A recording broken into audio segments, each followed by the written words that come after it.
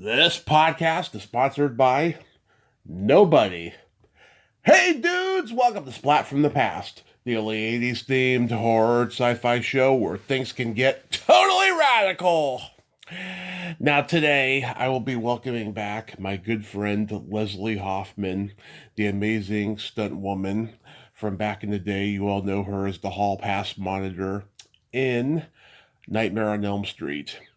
And today we are going to nerd out on the entertainment of our youth, talking about film, television, and music. And it's going to be a good time. Last time we talked was like late summer, I believe, of 21 after she had won her lawsuit. And it's going to be another great conversation. I just love Leslie. She is definitely one of the good ones in Hollywood, or at least she was in Hollywood, and she is just an all around great person. I love talking to her. I gotta say, yesterday was a shitty day. A really shitty day. I had to deal with a rude, arrogant person I was supposed to interview, and it was also 1 year since Kristen Frisk died, and I was in shambles yesterday, you know. But today is a better day, and tomorrow I will be doing my 2300th interview. Who's it going to be? Who's it going to be? Well, you'll find out. So, yeah, here is my new interview with Leslie Hoffman.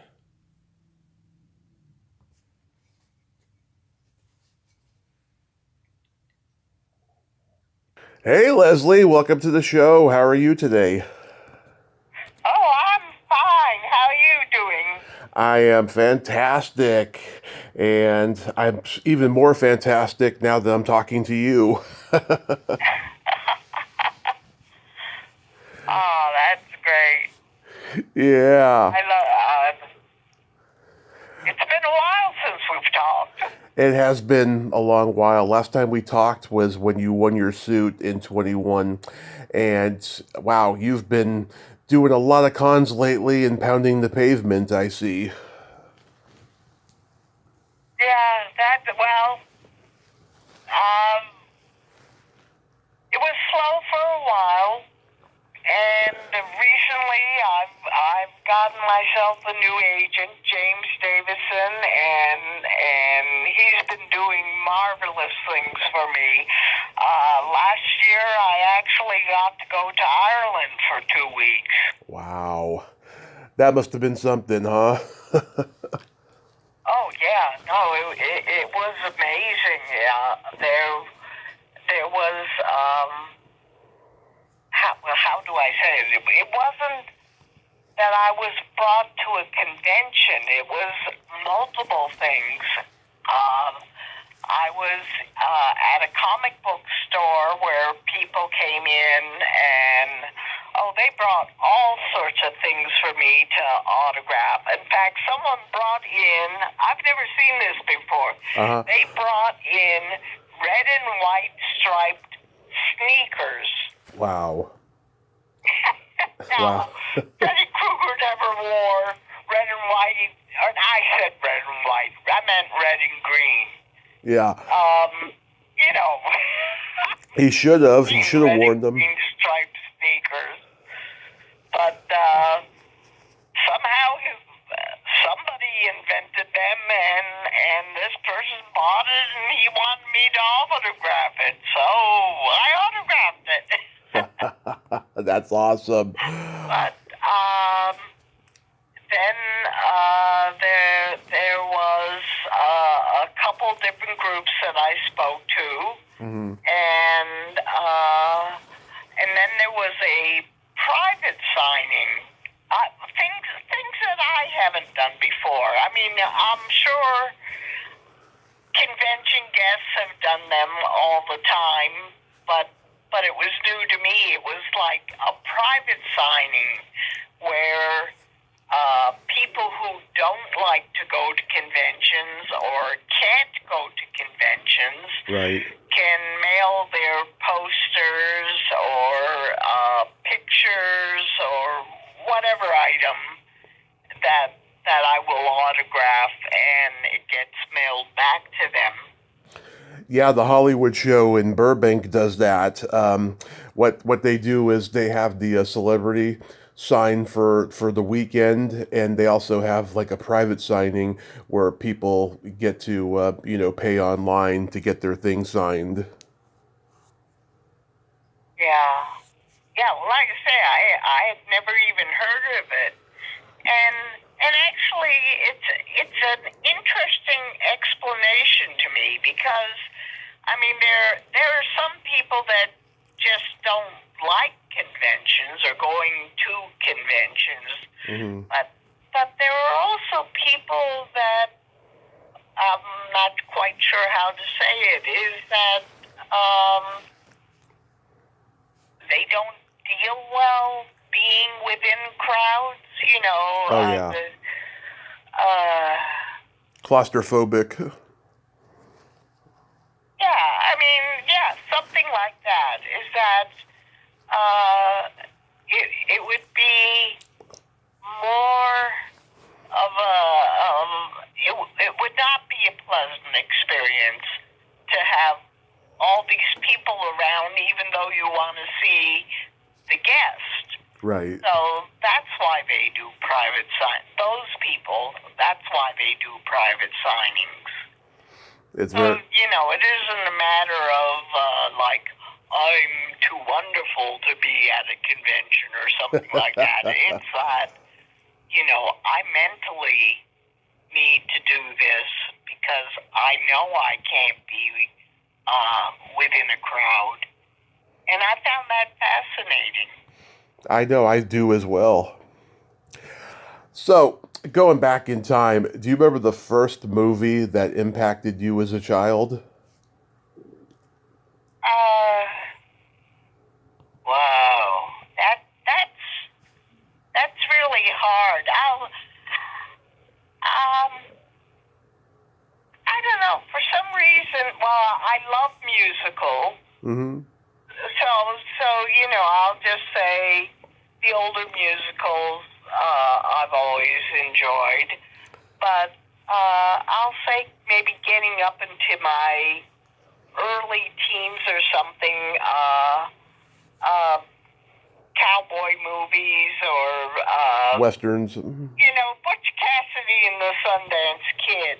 Even though they're supposedly the villains, I guess it's whatever you call it, the anti-hero. It was Outlaw. a funny movie. It was sad too, but Oh yeah. it was a funny movie. But the second story that I have about a Western was my mother could not take me out to buy me school clothes. She would have me fly down to Long Island, which that's about a 5-hour, well, that'd be a 5-hour drive, couple hours flight Right. to my aunt and have my aunt buy clothes for me. So one day my aunt wants to bring me to watch a movie, and it was a duplex. And one of the movies was, I guess, the storyline had to do with cheating on a husband or a wife, So my aunt is thinking adulteress. No, I don't want to bring my niece to a movie like that. But here's this Western. Oh, well, okay, that sounds like, she'll like a Western. And the Western turned out to be, the brain just went dead. Was it a John Wayne Western? Oh, what one? Was it? No, not John Wayne. Now I can't think of it. Sam Peckinpah. Oh, The Wild Bunch. The Wild Bunch. That's it. That's a great one. And my aunt had no idea that the Wild Bunch was going to have bullet shots where the bullet goes into the front of the person and comes out, the blood splatters out of the back of the person, and there's naked ladies in it, and the language isn't exactly pure, and and I'm just in awe with, I'll call it the special effects of the movie. The squib coming, the front coming out the back, and my aunt is saying, Leslie, don't you want to go get some popcorn? Going, no. I mean, but it was just an amazing movie. I mean, obviously my aunt didn't like it, but again, I like special effects in movies. Kind of jumping around here is I actually like silent movies because these are the people that invented special effects with the cameras that has never been done before. The original silent movie, the camera was stationary. You might have either a person in a single shot or two people in one shot, but rarely did the camera move. Really even with the lens, no such thing as bringing it in for a close-up or pulling it back. And people like Charlie Chaplin or Buster Keaton, they're the ones that invented these special effects with the camera. I mean, like even covering up part of the lens and filming something, then rewinding the film, the undeveloped film, or the unexposed film, and then running, moving, whether it was pieces of cardboard or whatever, and filming it again.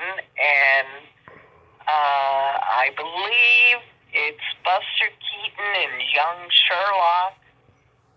Oh, yeah. I could be wrong on the title, but there's definitely a scene where Buster Keaton is every single person in the band playing a musical instrument. Okay. And nobody, he was the original person that was able to invent this with the camera and the film. Interesting. When you were growing up in New York, did you watch the $1 Million Movie? Oh no, I guess not.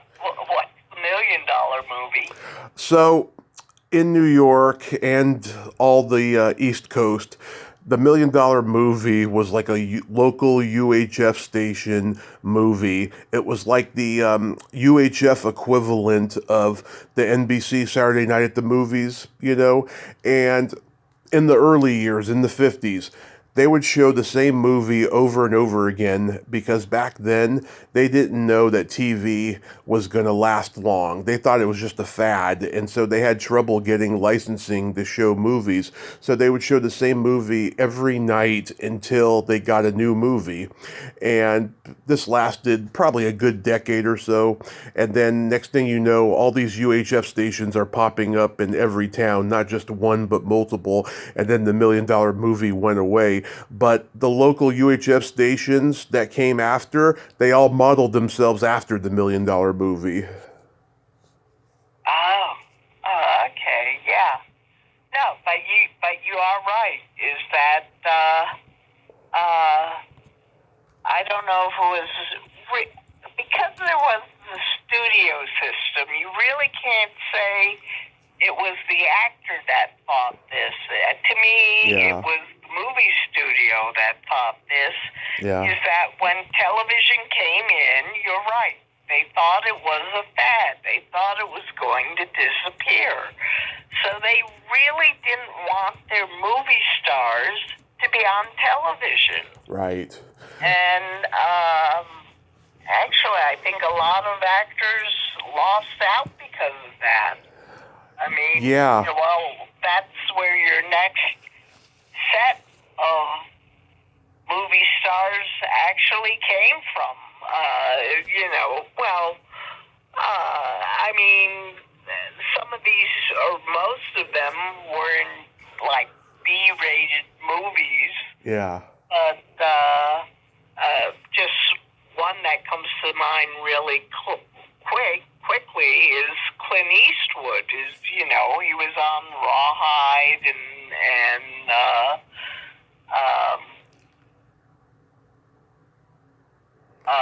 yeah, there was Track Down with Robert Culp. And Maverick. And then he worked his way into movies and became a movie star that way. Yeah, James Garner had Maverick, Robert Culp had Track Down, Steve McQueen had Wanted Dead or Alive. All these like guys were having Western shows and then they were breaking into movies. But then there were some guys who were like, second, third, or fourth billing character actors that got to play the lead on TV Westerns or crime shows like Raymond Burr and Brian Keith and so many guys. Yeah. Actually, I read some. You're going to have to help me with the name again. I don't know. Okay. I guess it's minus degrees in Saranac Lake, New York, kind of freezes the brain. Who was the guy in Gunsmoke that limped? Was that James Arness? Or I think it was James Arness. Or is that who you're talking about? Marshall Matt Dillon? Right, but there was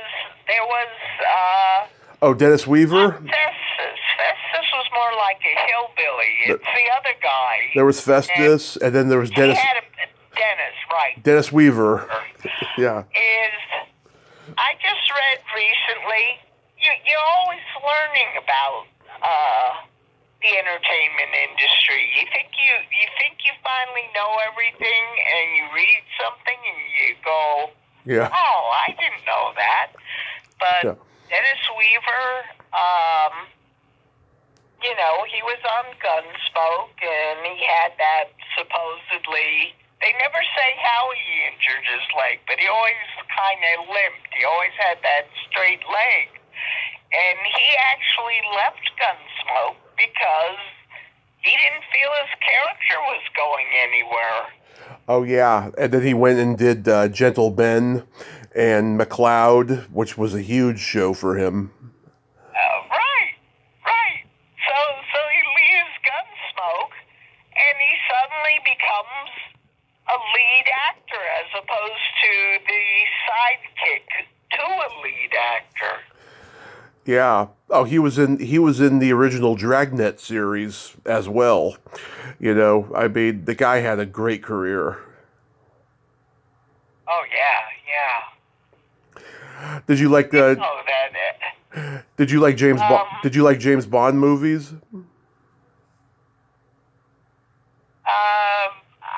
I've seen them, but I've only seen them like maybe once or twice, so I'm not super familiar with specifics about James Bond movies. Okay. Did you have any movie crushes growing up? Any movie stars you crushed on? That's a funny thing, is that, no, I don't think I had a crush on a movie star. I mean, again, I'm old enough that when I was teen or younger, technically I could have had a crush on a movie star, but the thing is that since, like, age 4, or as long as I can remember, I always knew that I wanted to be in the entertainment industry. So, I don't know why that would be a reason why I wouldn't have a crush, but I guess I knew that's where I was headed. So, you know, I just didn't necessarily have a crush. I might be enamored. Well, even enamored is almost too much. I might be amazed at a talent that an actor might have, you know, that they could do either drama or comedy, but it wasn't like I was in love with them and I wanted to marry them or something like that. Right. Never really had that feeling. The only time, this is kind of funny, I was working on Remington Steel. Right. And we were on location, and we're in this honey wagon, which is like this long trailer that has multiple dressing rooms. Mm-hmm. And I come out of my dressing room, and I just happen to look, down the dressing rooms, and all of a sudden, this door opens up, and this actor comes out, and it's Tom Baker. Well, he was Doctor Who number 4. Oh, yeah. And I'm just, it's Tom Baker! I mean, that's what's going on in my head. Again, it isn't like I wanted to, date the guy or anything, but it was like, oh my God! I mean, this guy from England, and he's the bad guy. Yeah. And then, I was stunt doubling the sidekick, Mildred, Doris Roberts. Oh, yeah. And anyways, so the scene that I did with him, so I actually got to do a scene with him. Anyways, the scene that I did with him is we're walking down this pier at the ocean, and he pushes me, and I fall into the sand pile, and I throw sand in his face, and I start running down the pier, and he starts shooting at me, and I get on the ladder at the very end of the pier, and he's still shooting, and I fall into the water, and, then television-wise, they go to commercial. Did Doris get shot or not? Or, did Mildred get shot or not?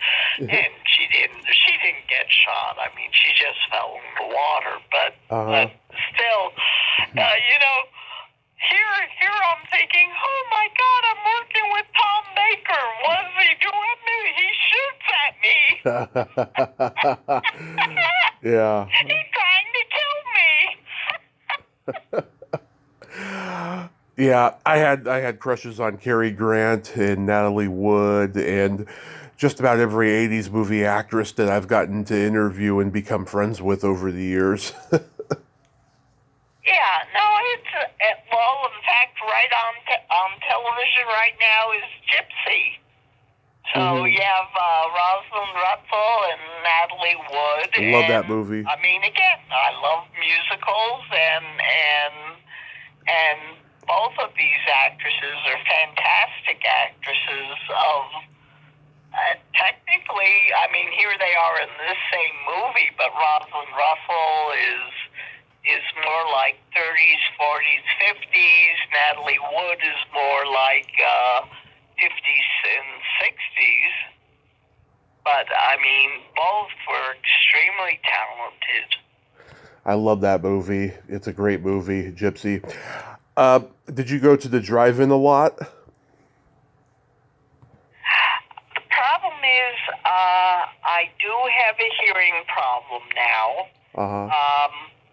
And it's just very hard for me to either be in a movie theater or, well, there is no drive-in up here anyways, but Yeah. but yeah, just being in a movie theater, you know, you could have the audience completely, you know, the room filled or the room emptied, and the sound is just so loud, and it just, I don't know, my hearing aids or my hearing, I just can't hear movies anymore, or at least movies in a movie theater. So it's been a while since I've been to a movie theater. Yeah. So getting into television, like, did you watch like all the classic, high concept sitcoms, the Munsters, Ab's Family, F Troop, Get Smart, stuff like that? I really don't. I'm more on the TCM channel a lot. No, I mean when you were a kid, like growing up. Doesn't mean that if I was going through channels, if I saw an episode of The Monsters or F Troop or something like that, that I wouldn't stop, or that I would stop and watch an episode. I mean, again, actually, I worked on The Monsters. They did a couple of television specials after the show was over. Oh yeah, I remember. And I was in one of the Munsters television specials. That's the one that John Landis produced? Oh boy, I wouldn't... He did one in the 90s, and then in the 80s, Sherwood Schwartz did one. It had John Schuck playing Herman. Yeah, no. Actually, it was Fred Gwynn that was still playing Herman. Oh yeah. And it was funny because I was stunt doubling Marilyn in that TV special. It wasn't even Patty Priest or the other one. Yeah, Beverly Owen. It was. Was it the Munsters Revenge? It was a completely different Marilyn. But I don't remember. I feel like there was one Munster television special where they went to England. That's not the one I was in. I was in the other one. The one with Sid Caesar. The Munsters Revenge. Yeah, that's the one. I love that one. One is Munsters Go Home. Yeah. And then the other one was Munsters Revenge. And so I think it was Munsters Revenge. Yeah, it was. I'm looking at it right now. I love the Munsters Revenge. Sid Caesar is in it. Boy. Yeah. It's been so long ago that, like you say, other than I remember that I was sitting passenger in a car, Yeah. I really don't remember the plot of the movie anymore. It was the Sid Caesar one, and I interviewed Peter Fox, who was in it, and he told me Fred Gwynn and Al Lewis, they were two miserable guys. They did not want to play, Herman and Grandpa anymore by that point. They were just doing it for the money. I don't know. Well, Fred was really nice to me. One thing when I got into the business is I made a rule that I would not talk to an actor. I mean, we both belong to the Screen Actors Guild. Yeah. And I do not speak to an actor first. If an actor speaks to me, I can talk back to them or continue the conversation with them, but I would never go up to an actor and start off, like, "Hi, how are you doing?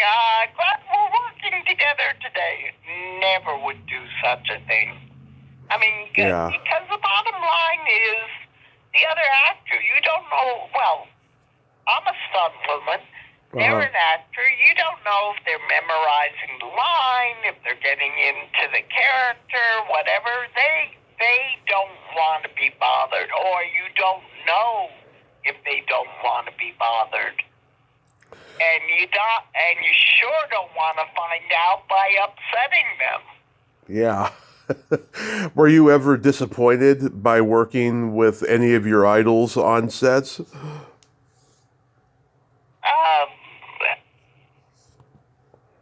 No, I'm not quite sure how you're asking that, but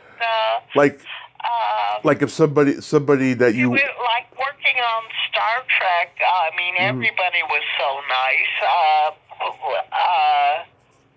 Both cast and crew. It was kind of funny on the Star Trek Deep Space Nine.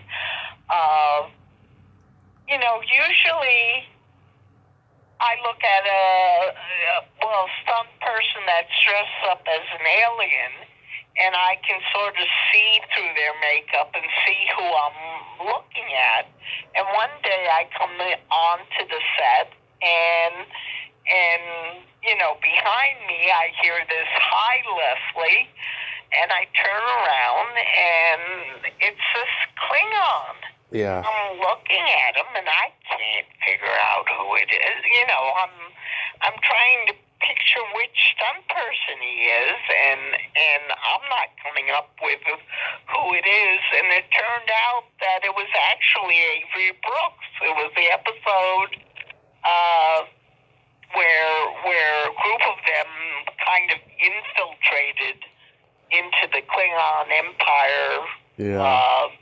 To do, I forget who that was. Maybe they were trying to get somebody that had been locked up out of prison or whatever. But so they had Avery Brooks dressed up as a Klingon, and I did not recognize him at all. But that's what I'm saying is that here's the lead of the television show, and he's saying, "Hi, Leslie," Yeah.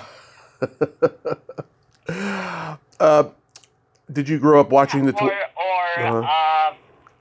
on Naked Gun, the funniest thing was, Leslie Nielsen. We spell our names exactly the same, Leslie, and all day long they're saying Leslie to the set, and they're talking that they need Leslie Nielsen to the set. Mm-hmm. Finally, towards the end of the day, they say Leslie to the set, and it's time for my stunt. And Leslie Nielsen walks up to me and he goes, "Leslie, that's a nice sounding name." And I couldn't think of a real snappy comeback. The only thing I could say back to him was, "I think so, Leslie." That's what I mean, is that, again, not that I would have walked onto the set and started talking to Leslie Nielsen, but Leslie Nielsen came up to me and talked to me, so that allowed me to talk to him. I mean, the other thing was Richard Montalban. Oh boy, am I losing it? Ricardo Montalban. Was on the, was the bad guy in Naked Gun. Yeah. And it was funny because I used to work with him on Fantasy Island several times. Oh yeah. And again, without me even saying something to him, this was really amazing, is that I walk onto the set, and he goes, "Hello, Leslie." And, I mean, I am totally shocked. I mean, here's a guy that was a movie star, in the late 40s, early 50s. I mean, before Fantasy Island. He was a movie star, and he remembered my name from Fantasy Island, from seeing and working with me on Fantasy Island. I mean, I'm quite impressed. Which actually brings me to another story, is that when I was working on Remington Steele, I guess my calls were before Pierce would be on the set. So by the time that Pierce would be on the set, I would be dressed up as Mildred. And again, very friendly. I mean, he would say hi to me. We didn't have long conversations or anything. But one day, he must have had an earlier call than I did. And I walk onto the set with my brown hair and the stun bag, and I say, "Hello, Pierce." Because I thought he knew me. And he kind of looks at me and kind of goes, he gives, I'm going, "Oh my God, what did I do? Is he having a bad day? I mean, I didn't do anything to him. I just said hi." Again, you don't go up to him and ask, "Why did you do that?" But later in the day, we're on the set, and I'm sitting, down somewhere, but dressed up as Mildred at this point. And Pierce walks up to me, and he goes, "Leslie, I am so sorry. I thought you were a blonde." Love it. Love it. So again, I mean, like I say, you don't bug the star. But it was kind of cute that he felt bad enough that I mean, he realized that he had, I don't know what to call it, that he gave me a non-recognition when I said hi to him when I first walked on the set. But then when he realized who I really was, he was apologetic, if anything. When you were growing up, did you watch Batman or the Monkees? Oh yeah. I used to watch Batman and Monkees. Now you're in the time period that I was watching television. Yeah, I interviewed Burt Ward during the pandemic, and he still sounds exactly the same as he did when he was 20. It was pretty funny. And oh, that's interesting. Yeah. No, I would.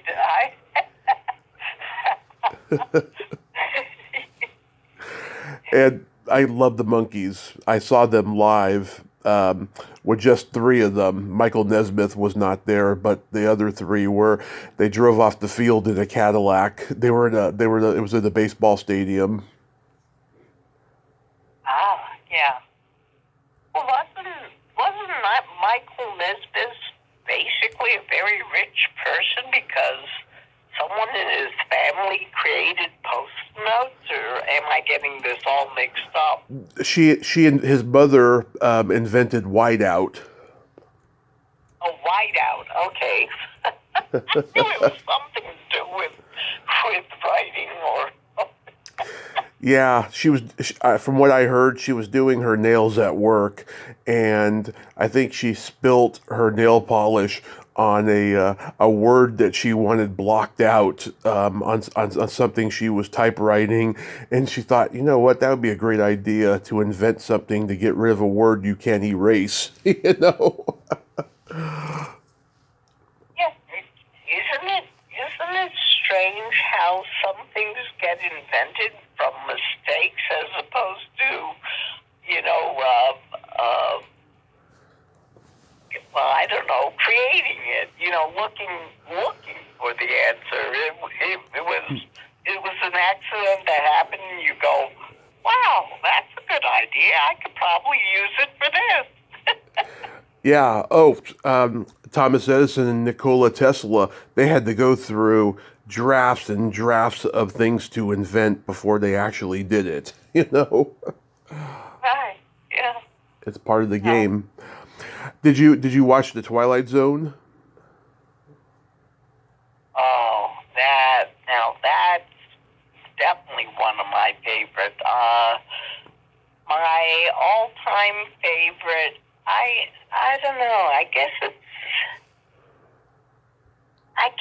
because there's this one speech in it. Is walking distance is where Martin Sloan goes back in time. Mm-hmm. And he accidentally hurts himself. He's chasing his younger self on the carousel, and yeah. the younger self falls off the carousel, and Yeah, I remember that one. The carousel kind of runs over his leg, and creates a limp in the future, Martin Sloan. But the father comes and talks to Martin, the older Martin Sloan now, and said, no, I'm sorry. It's before the father showed up.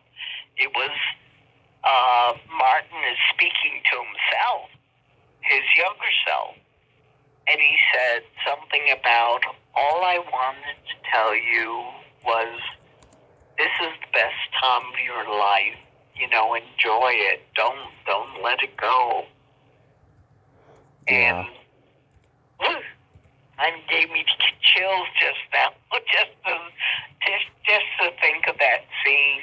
I mean, yeah, it's pretty eerie. It's actually the pop that comes later and says, maybe you're looking for the carousels and the cotton candy in the wrong place. Maybe it's not so bad in the future that you come from.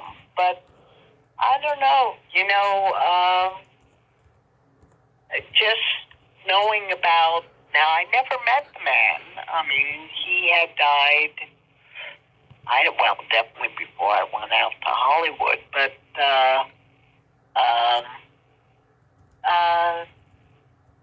he was kind of overworked. He was an executive that was overworked. Right. And I almost feel that Walking Distance was sort of a story of himself, Rod Serling.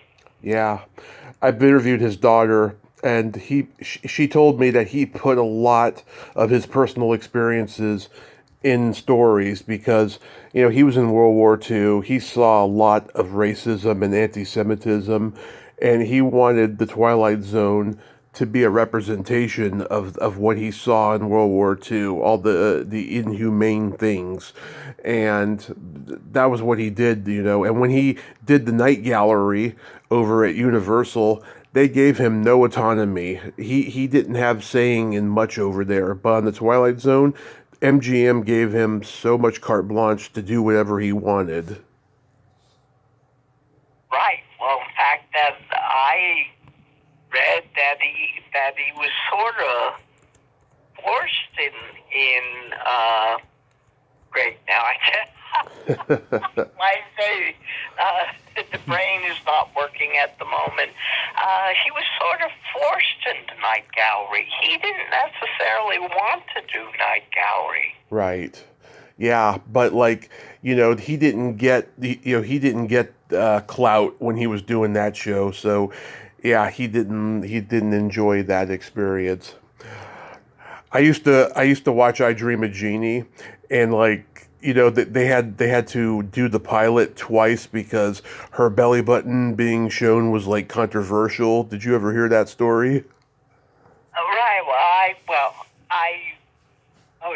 I didn't hear the story, but I knew that. I don't know why a woman's belly button is such a taboo. Well, it was back then. They said that it was an advertisement for the breasts in the vagina. That's what they said.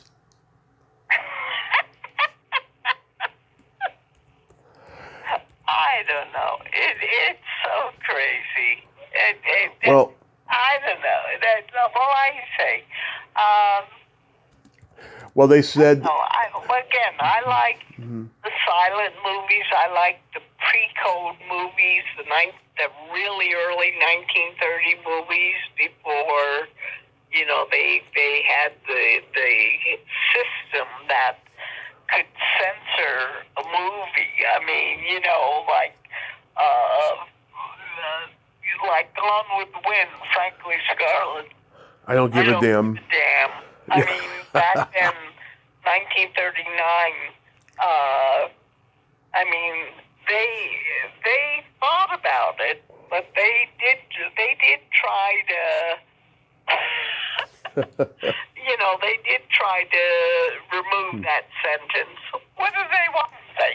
Well, Yeah. I don't give a rinky dink.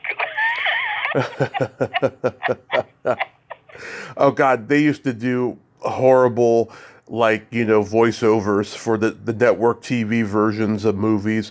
Jackie Gleason and Smokey and the Bandit, instead of saying "you son of a bitch," he said "you scumbum." Yeah,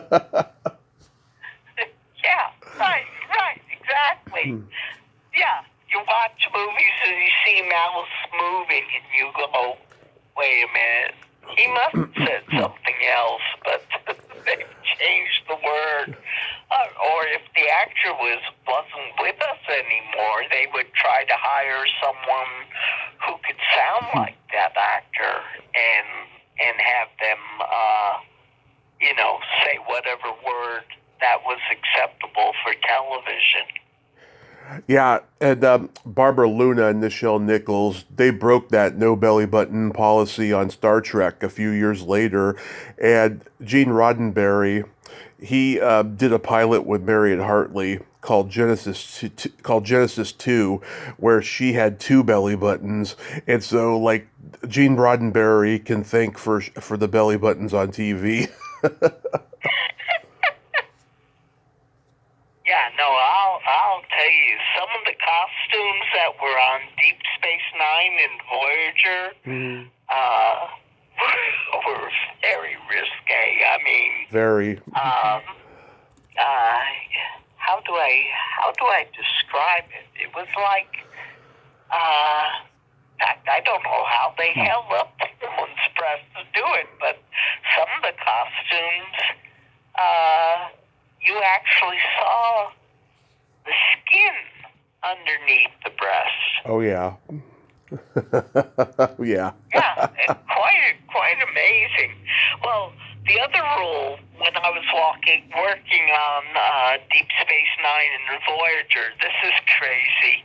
It was an absolute given that women wore underwire bras. Okay. I mean, I don't wear underwire bras. Those hurt.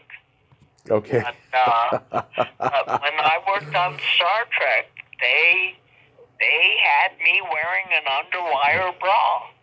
Wow. Yeah. Well, that brings up another story. Again, not me necessarily, but there was a stunt man. It was only supposed to be a one-day job. And, he had been fitted for his costume to be a guard in this scene. Well, I don't know, they ran out of time that day, and they needed the guard back a second day. Well, that particular stunt man wasn't available. So, Dennis Matalone, who's the stunt coordinator, he had to come up with another stuntman for the next day.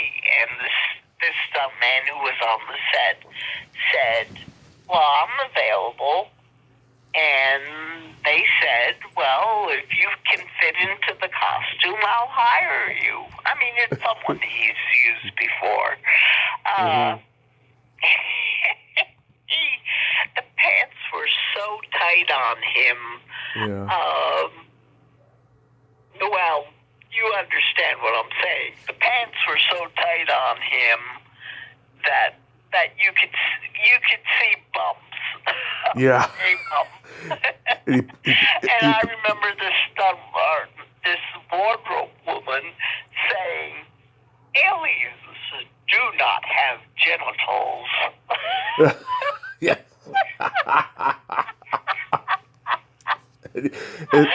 and he probably had to struggle to go pee later. Where women wore underwire bras, men were forced to wear dancers' underwear, that would flatten them out so you wouldn't have a bump. Yeah. I remember when you played the biker woman on Chips, and there's that monkey. Oh my God, that is so hilarious. You really looked like a biker, I'll tell you. Yeah, that was, the episode was called Country Action, and I was the biker's girlfriend, and Eric Estrada, there was an orangutan on the back of his bike. Yeah. And the biker kind of looks at me and looks at the orangutan, looks back and forth. I think he's supposed to be thinking which one looks prettier, the orangutan or me. And that's when I kind of give him a shove on the shoulder to start driving. But I mean, it's a quick scene, but it's a funny scene. It's hilarious, really hilarious. Do you remember the first album you ever bought with your own money, or first, album given to you? Like I say, I really was brought up in a different lifestyle. My father owned a pharmacy. And he has a small record department, but I didn't buy albums, so I'm really awful on bands that existed in the 60s, 70s, 80s, 90s. I mean, I didn't buy record albums. It was up to my mother to buy record albums, and here we go back to she bought Broadway musicals. So I was brought up on Broadway musicals. Do you remember seeing the Beatles on Ed Sullivan?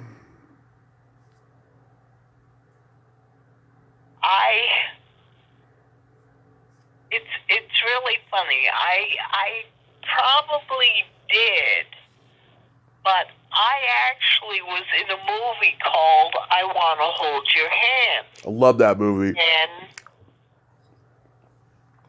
Okay. So I was part of the audience watching the supposed Beatles on the Ed Sullivan Show. And I'm screaming and I faint and I fall down the steps. That's me falling down the steps, and that's when they're at the theater. Right. But I'll say that's about my only connection to the Beatles. I mean, I might hear a song on the radio, or I might hear other students in high school singing a song, but it wasn't because I had the record. Wow. Yeah. I mean, when I was growing up, my parents were born in the 50s, so, they had everything from the Beatles to the Stones to the Beach Boys, Carole King's Tapestry, Fleetwood Mac's Rumors, anything Rod Stewart, Foreigner. I mean, just lots of great albums on vinyl. Yeah. No. I mean, the way I heard songs like that was if our radio station was playing a song, I might hear a song that way. Mm-hmm. So it isn't like I have those songs memorized, but I have the Broadway songs memorized. Yeah. Like, what were your... It's really strange. It's like last night, even though it was filmed,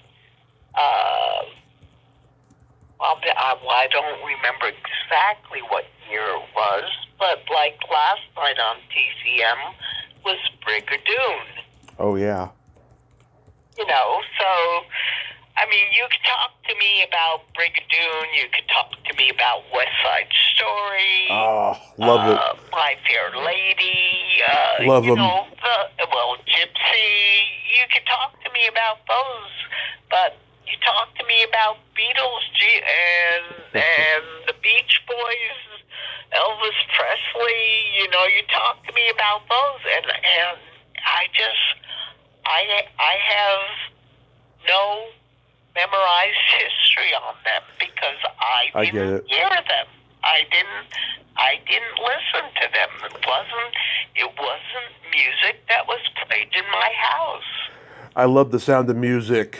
I've always loved that. My high school did The Sound of Music. We also did Damn Yankees and My Fair Lady and the Pajama Game, which I hadn't even been familiar with the Pajama Game when we did it and stuff. Yeah, I love musicals. I love Jesus Christ Superstar. What else? God, Grease, of course. Grease is, God, the classic. Yeah. Well, actually, I got a story about Jesus Christ Superstar. Is that Stuntman and I were at Grauman's Chinese Theater. Now, this is funny. Yeah. I cannot tell you what movie we went to see at the theater, but we're sitting there waiting for the movie to start, and Ted Neely walks in the theater to watch the movie. I interviewed Ted. I start saying to my friend, Jesus Christ is walking in the theater. I am convinced that Ted Neely really is Jesus Christ. When I talk to him, I don't know. I got this sense that he really is, because nobody can play that role like he has. Yeah. I mean, I realize that really, I don't know if you almost really want to call it an operetta or an opera, is that it's my understanding that the songs were created first, and then someone put them together in a story. Yeah. Remember Godspell? For some reason I didn't see Godspell, but isn't that the one where his costume is like multiple colors or? Yeah. I mean, that's about the only thing that I remember about Godspell, and I didn't see Godspell. Yeah, John Candy, Gilda Radner, and a lot of the Second City Saturday Night Live performers, they started out in Godspell in the same production. Paul Schaefer, Martin Short. It's crazy how that intertwines. Wow. See, it's amazing how where different people come from. Yeah. Well, just finishing up with Jesus Christ Superstar. Yeah. Actually, my friend, his name's Tom Morga. He worked on Man from Atlantis. Oh, yeah. And Neely was a guest star on one of the episodes. Oh, yeah. So, I won't say that Tom knew him as a friend, but he knew him as an actor that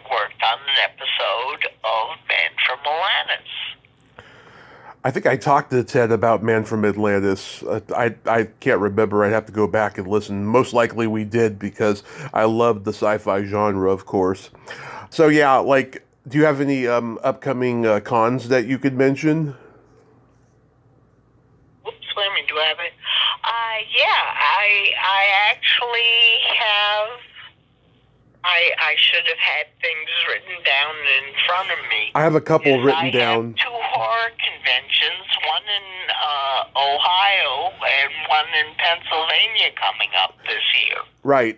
Erie Culture Fest, which is April 25th through the 27th in Westlake, Ohio, and the Delco PopCon, June 14th in Aston, Pennsylvania. See, you know more than I know. I wanted to see. I have those dates written down, but I didn't have the names of the horror movies or the horror cons memorized. That's what I mean. Yeah. What you just said. Thank you very much. Thank you for the plug, because I would love the fans to come and see me. Yeah, because I and not only do I have the 8x10s from Nightmare on Elm Street, and I have a picture from, it's a montage. There's multiple pictures on the 8x10 piece of paper from Scream 2, and I have various Star Trek photos. Mm-hmm. But I also have an action figure of myself as the hall guard, and I hope by April that I've kind of created a Funko hall guard. Love it. I hope will be ready for sale. Love it. Oh, that's awesome. Yeah, I have a couple Funko Pops. That is so awesome. When you do cons, do you ever see Adrian Coy there? The Jump Rope Girls? Yeah, Tony Caesar's daughters. Oh. Okay, yeah, no, I know Tony Caesar. You know, I think at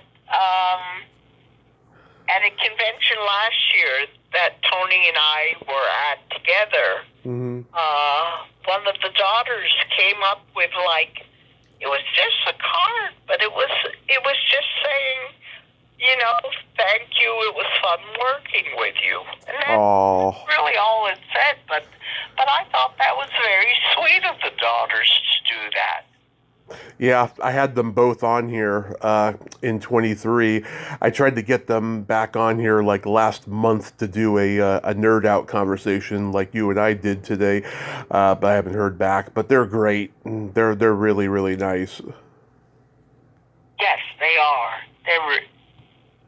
And you know, I guess people don't understand that, you know, it takes so many days to film a movie. Yeah. And their scenes are filmed on certain days. And I'll have people ask me questions like, what was it like to work with Johnny Depp? Mm-hmm. Well, I wasn't in the scene with Johnny Depp. I mean, and we did have a screening of the movie for cast and crew. I couldn't tell you whether or not Johnny Depp was there that day. Yeah. And we're talking about 1984 Johnny Depp. We're not talking about Edward Scissorhands or you know, Jack Sparrow or anything like that. I mean, we're talking about somebody at the beginning of his career. He had been on 24 Jump Street. Nightmare on Elm Street was the first movie he did. Yeah. Oh, my God. But like you say, back then, you know, who was Johnny Depp back then? He was this mysterious-looking student in Peggy Fury's acting class. That's what he was. I know a lot of people. He probably was a nice guy. Maybe I met him, but why do you say he wasn't the Johnny Depp that people think of. You say Johnny Depp today, and it means something, but 1984, you say Johnny Depp, and you go, oh, I think he was one of the cast members. Yeah, I know people who were in acting class with him. They all say he was a nice guy. Oh, that's nice to hear. Yeah, no, well, hopefully not too political here, I think it's very sad that Disney basically blacklisted him before the truth was known. Yeah. That he didn't do anything. It was the whatever she was, the wife, the girlfriend, whatever she was one that did something, and she finally admitted that she lied. Yes. But yet they blacklisted Johnny Depp. Yeah, I know. How wrong is that? He destroyed a hotel room in 1994. I think that was held against him for life. I don't know what his reason for that was for, but yeah, I totally get it. I have a couple jokes for you. Okay. What kind of meat does a priest eat on Friday? I don't know. What kind of meat do they eat on Friday? None. I said it in a bunch of words, but yeah, that was, well, wasn't it changed like in the late 60s or the 70s? There was a new pope, and he decided that you could eat meat now if you wanted to. I don't know. My parents ate fish growing up. They were both raised Catholic, so I don't know if it was the 70s, maybe the 80s. Who knows?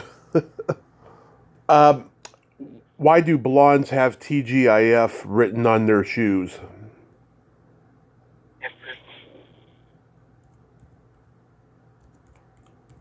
I didn't know blondes could write.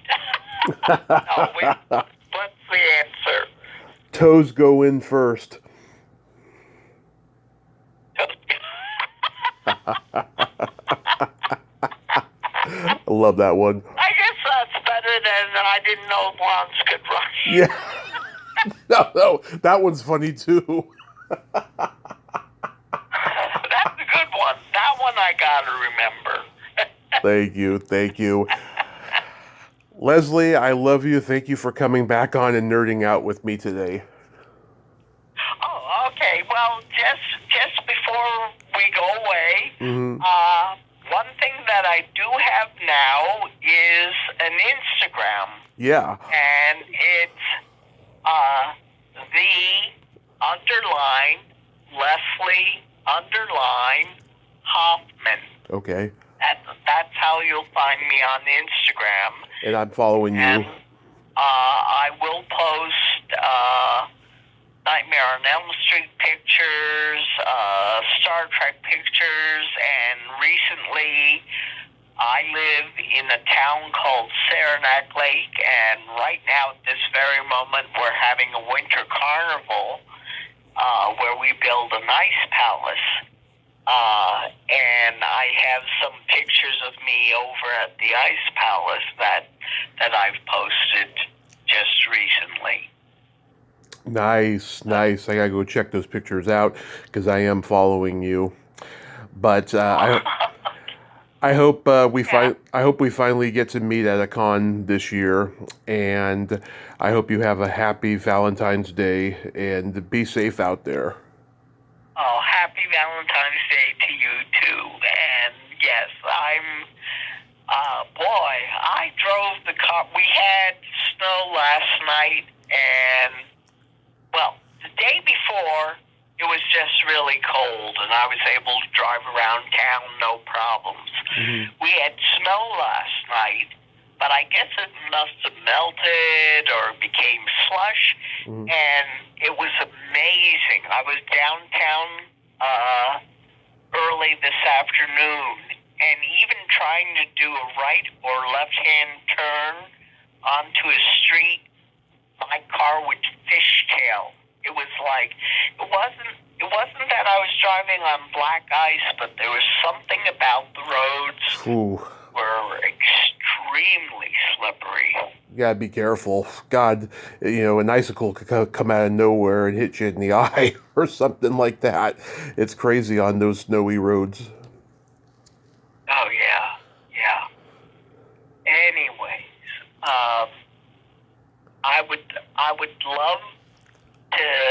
I'd love to do more conventions, and it just takes the promoters from these various conventions to request me, right, to be a guest there. That they have to get hold of James Davidson, who's my agent, and have me booked into their convention. A lot of the Star Trek conventions seem to be creation run conventions, but you got to convince the promoter that I'm worthwhile being a guest there. And and then the same thing goes. There isn't like one group that I know of, but there are a lot of horror conventions, and I just need people to tell promoters to get hold of my agent to go to these conventions. I mean, it was, now I remember, last year was Horror Hound, and it was the 40th reunion of Nightmare on Elm Street, and Robert Englund was there, and it was really wonderful being with the whole cast. I heard Robert's going to be getting the majority of the cast there. I heard Robert's going to be getting his star on the Hollywood Walk of Fame. Oh yeah, I think he deserves it. I agree. I'm so happy for him. I wish I could be out in Los Angeles the day that he gets the star, but just not going to take a trip out to Los Angeles right now, or on whatever day that he's getting the star. But I wish him well, and like you say, he deserves it. Absolutely. You have yourself a great day, Leslie. You too. Thank you. Thank you. Bye-bye. Bye. Well, there you have it. Leslie Hoffman. Ain't she a sweetheart? Oh my God, I friggin' love her. I'm so glad that we could nerd out a little bit today and talk about the cons and what have you. And I just friggin' love her. Go follow her on Instagram. And if you have a con, book her, because she is friggin' awesome and a lot of fun. And you couldn't do any better than the hall monitor girl in Nightmare on Elm Street, the original.